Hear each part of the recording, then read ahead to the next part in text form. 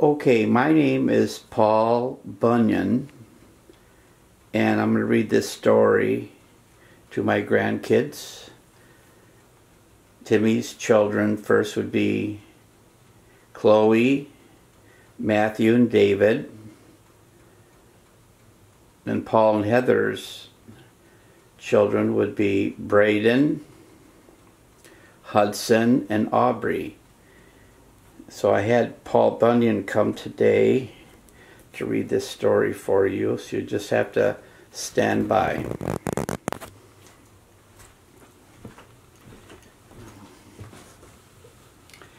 Hi, I'm Paul Bonyon, and this is to my grandkids, which would be Chloe, Matthew, and David, and Brayden, Hudson, and Aubrie. I'm the greatest lumberjack of all time, and I'll read you my personal story about my lumberjacking days. Thank you very much. Okay, now I can shut that off. This off.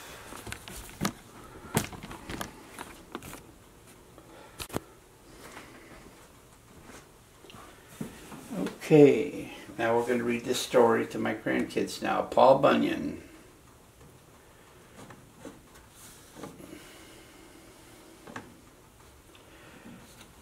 When the stars start brightly twinkling in the night sky, lumberjacks begin to gather around the campfire. Soon they start telling tales. Before long, someone mentions the name of Paul Bonyon, the greatest lumberjack of them all. Now, folks say that Paul was the biggest, bounciest baby ever born. Every day he'd eat 5 dozen eggs with 12 buckets of oatmeal and drink 15 gallons of milk, and that was just for breakfast. Paul grew mightily fast. By the time he was 12, he was taller than his folks' house. Why, he was so big that he used a small pine tree for a toothbrush, and all the ladies of the town would have to knit for once a week. All the ladies of the town would have to knit for 1 week solid just to make him a pair of socks.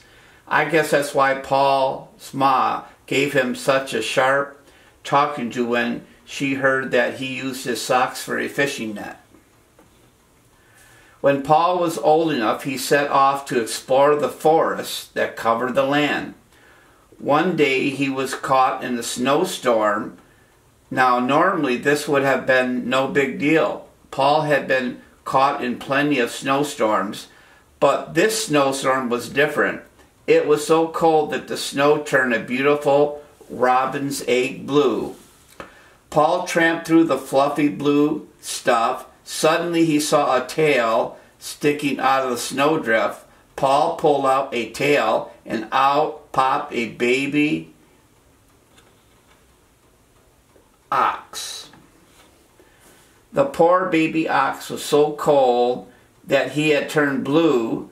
Paul bundled it up and carried it to a nearby cave.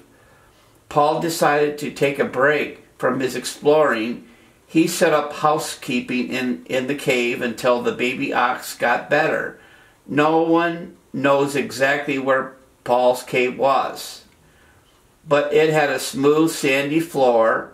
A little creek ran through the back of the cave, full of cold water and plenty of wriggling fish to eat. The baby ox grew and grew. Paul got tired of calling it Baby Ox, so he shortened the name to Babe. Babe's name was the only short thing about that ox. It was 42 axe handles high. No one could guess how much it weighed, but when Babe ran, the ground thundered so loud that the folks ran for their umbrellas.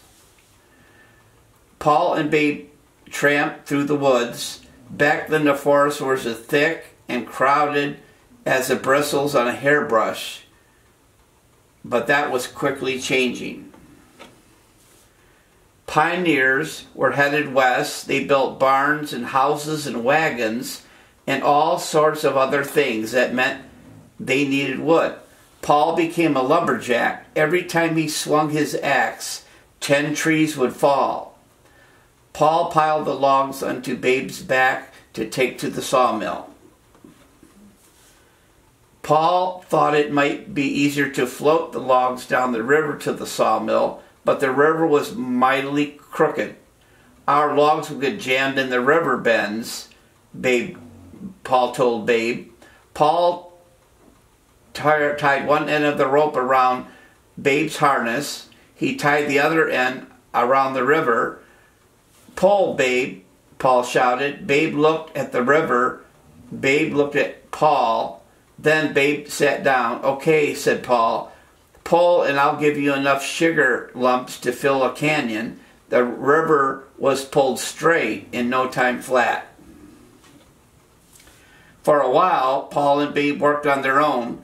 Then Paul started a logging camp. Of course, Paul's camp was a mite larger than the average logging camp. Why, folks say that the boy could start walking at one end of the camp and grew a 2-foot beard by the time he reached the other end. Naturally, the camp needed ponds for drinking water, so Paul and Babe dug the Great Lakes. Sourdough Sam was the head cook at the camp. He made flapjacks, stew, fried chicken, and spinach casserole. The loggers hated spinach casserole, but when Sam chopped its name to Muscle Maker spinach casserole, they ate it up every bit. Yes, indeed, Sam was a mighty good cook. His flapjacks were fabulous. Every morning the cook staff strapped bacon to their feet. They'd skate on a griddle as big as an ice skating rink. When the griddle was greased up, Sam poured the flapjacks. He used a crane to flip them over, and the loggers loved Sam flapjacks. But Johnny Inkslayers loved them most of all. Johnny was the camp's bookkeeper. He paid all the bills and kept the track of things for Paul. Johnny wrote so fast and so much that he had to connect his pen to the ink lake to save ink. He stopped dotting his I's and crossing his T's. They saved 500 barrels of ink every week. Things were pretty well at the camp for a while, but then came the year of the 2 winters. First it got cold, then it got colder. Shot Gunderson, the camp foreman, had all sorts of problems. He rode in it to chew them over with Paul.